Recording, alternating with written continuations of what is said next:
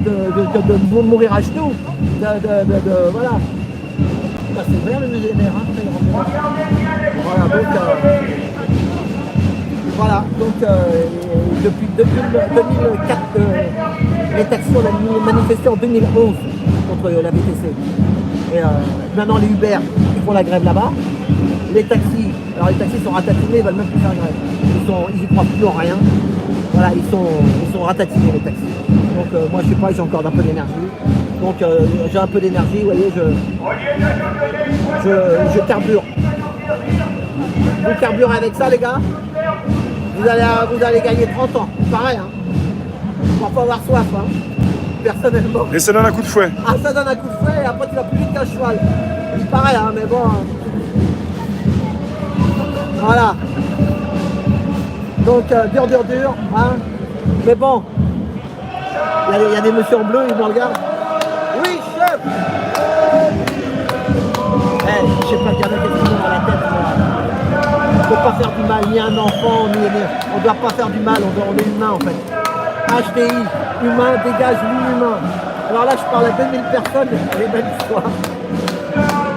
Voilà, HTI, humain, dégage l'humain. Mais le problème, je vous le redis, ce truc-là, ça vient des États-Unis, hein, l'adrénochrome, hein. On n'en a pas en France. Non, ça vient de loin. Donc, mais si on fait rien, on est mort.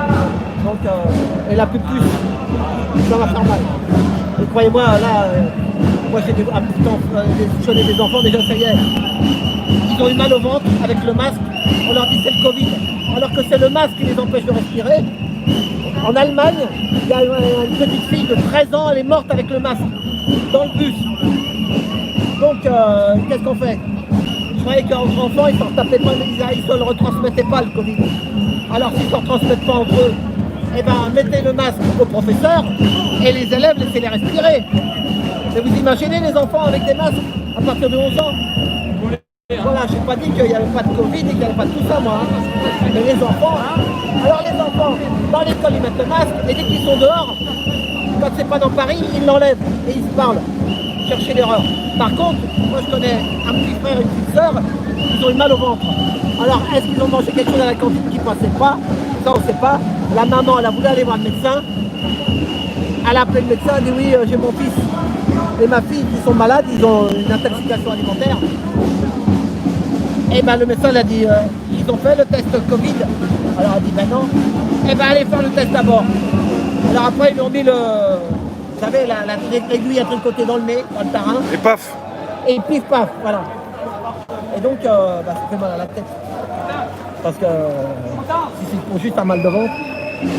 Ouais. Voilà, donc le médecin il a un masque. L'enfant il avait un masque aussi. Alors qu'il reste 15 jours, il faut qu'il reste en 14e, je sais pas quoi. La mère aussi, tout le monde. Et ça, ils vont faire dans plein de trucs. Et là, comme il a dit, tu sais tout à l'heure, Rodko, non pas Rodko, Drago. Oui, Dragos. Il l'a dit, il est un ancien professeur. Qu'est-ce qu'ils vont faire cet hiver? Ils vont tous choper la grippe, le rhume. On va leur dire que c'est le Covid, mon frère. Ouais. Et allez, vas-y. Voilà. Et regarde, film, regarde.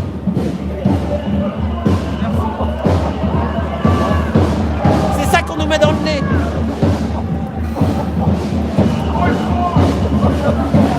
Bon, enfin voilà les gars. Alors, il paraît qu'à la préfecture, ils me regardent aussi. J'ai un comptable. Il a bac plus 5. Je le paye.